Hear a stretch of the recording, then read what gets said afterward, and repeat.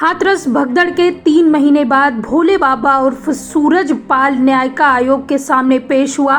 गुरुवार को लखनऊ में उससे बंद कमरे में 2 घंटे से ज्यादा पूछताछ हुई। उससे भगदड़ पर सवाल पूछे गए। इस दौरान बाबा ने सत्संग में शामिल हुए 1100 लोगों का एफिडेविट आयोग को सौंपा। बाबा पेशी पर पीलीभीत से भाजपा विधायक बाबूराम पासवान के साथ फॉर्च्यूनर से आया था। बाबा की पेशी को लेकर कड़ी सुरक्षा व्यवस्था रही। पुलिस ने 1 किलोमीटर का इलाका सील कर दिया था। जनपद मार्केट की सभी दुकानें बंद करा दी थी। जगह जगह पुलिस के जवान तैनात रहे। बाबा के लखनऊ आने की सूचना पर उनके भक्त बड़ी संख्या में लखनऊ पहुंच गए।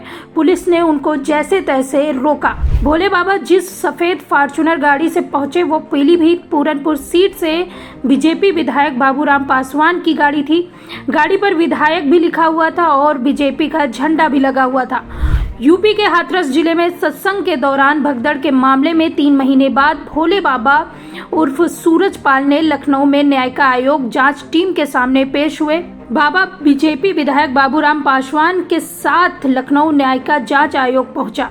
जांच आयोग की टीम ने भोले बाबा से पूछताछ की। आपको बता दें कि हाथरस में 2 जुलाई को सूरजपाल उर्फ भोले बाबा उर्फ नारायण साकार हरि के सत्संग के बाद मची भगदड़ में कुल 121 लोगों की मौत हो गई थी। सूत्रों के मुताबिक मरने वालों में ज्यादातर महिलाएं थी। मामले में पुलिस समेत सरकारी एजेंसियों ने आयोजकों पर कार्यक्रम के प्रबंधन का आरोप लगाया। उन्होंने कहा कि आयोजकों ने 80,000 लोगों को शामिल होने की बात कहकर कार्यक्रम के आयोजन की अनुमति ली थी, मगर वहां पर 2.5 लाख भीड़ इकट्ठी हो गई। भोले बाबा के वकील ने दावा किया है कि कुछ अज्ञात लोगों द्वारा छिड़के गए किसी जहरीले पदार्थ के कारण भगदड़ मची, जिसके बाद यह हादसा हुआ। देखिए, नाम की जो आपने बात की, नारायण साकार हरि जी 2 जुलाई को जो दुखद घटना घटी हमारे सेवादारों के साथ, हमारे अनुयायियों के साथ, हमारी बहन, हमारी बेटियों, हमारी बच्चियों, हमारे परिवार के लोगों के साथ, उस समागम से समापन करके 35 से 40 मिनट पहले वहां से जा चुके थे। उसके बाद एफआईआर हुई, उसमें नाम नहीं। एसआईटी की टीम रिपोर्ट आई, उसमें नाम नहीं। और जो हमारी इन्वेस्टिगेशन टीम, जिसे हम कहते हैं इन्वेस्टिगेशन चीज करती है, तो उसमें जो चार्जशीट फाइल हुई उसमें भी उनका कोई रोल नहीं, कोई नाम, क्योंकि वो घटना स्थल पर थे नहीं। क्योंकि उत्तर प्रदेश सरकार के माननीय यशस्वी मुख्यमंत्री योगी आदित्यनाथ जी महाराज जी ने उसी समय तुरंत न्यायिक आयोग का गठन किया था। 3 सदस्यीय न्यायिक आयोग का गठन हुआ था उसमें। उसी का यहाँ ऑफिस है और उसी के लिए आज नारायण साकार हरि जी को स्टेटमेंट के लिए बुलाया गया।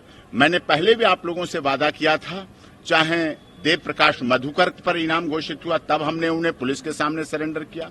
हमें उत्तर प्रदेश पुलिस, उत्तर प्रदेश की न्यायिक विभाग, उत्तर प्रदेश में जो यहाँ ऑनरेबल 3 सदस्यीय न्यायिक जांच आयोग बना, उन पर और भारत सरकार तथा उत्तर प्रदेश सरकार पर पूरा भरोसा है। हमारे साथ न्याय होगा, जस्टिस होगा। और मैंने आपसे और एक वादा किया था, जब भी माननीय न्यायिक आयोग और जो भी इन्वेस्टिगेशन एजेंसी, जो भी हमारे माननीय संस्थान बुलाएंगे नारायण साकार हरि जी को, वो तुरंत पेश होंगे। और आज के लिए रखा गया था, तो आज यहाँ पेश होने के लिए आए हुए हैं। संबंध था तो इसलिए हम लोग आए हुए हैं। और उनका जो भी स्टेटमेंट, जो भी उनसे पूछा जाएगा, जो भी जानकारी की जाएगी, उसे बताएंगे। हम लोग भी चाहते हैं, माननीय न्यायिक आयोग भी चाहता है, भारत सरकार भी चाहती है, और इसीलिए हम भारत सरकार का भी धन्यवाद करते हैं, उत्तर प्रदेश की माननीय सरकार का भी धन्यवाद करते हैं कि उन्होंने हमें राहत सामग्री, राहत सहायता राशि के लिए 2-2 लाख रुपए दिए।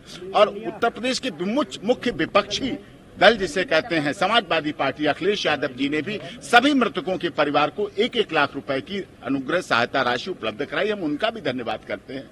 हम भी चाहते हैं ऐसा मैकेनिज्म बने इस आयोग के द्वारा, क्योंकि धर्म हमारे रगों रगों में है, खून के एक कतरे में धर्म है, मानव धर्म। और मानव धर्म की स्थापना और मानव धर्म को बढ़ाने के लिए ही नारायण साकार हरि जी ने मानव मंगल मिलन सद्भावना समागम के माध्यम से ये सारे आयोजन करते रहे हैं हर महीने के प्रथम मंगलवार को। लेकिन ये घटना हुई, ये साजिश था, षड्यंत्र था। कुछ असामाजिक तत्व थे, चाहे वो किसी राजनीतिक दल के हों, चाहे सनातन धर्म के विरोधी हों, चाहे जो लोग कुछ समय पहले कहा करते थे सनातन धर्म डेंगू है, मलेरिया है, HIV एड्स है, इस भावना के लोग भी ग्रसित हो सकते हैं। इसीलिए उन्होंने, क्योंकि सनातन धर्म सॉफ्ट टारगेट है, इसलिए उन्होंने इस पर टारगेट किया और 121 हमारी बहनों बेटियों पर जहरीला स्प्रे करके अपना भाग गए। गाड़ियां खड़ी थी एटा की तरफ, टूवर्ड्स एटा की तरफ मुंह करके, और उस पर हमारी बहनें बेहोश हुई, गिरी, मौत के घाट गई और इंजर्ड हुई। इसीलिए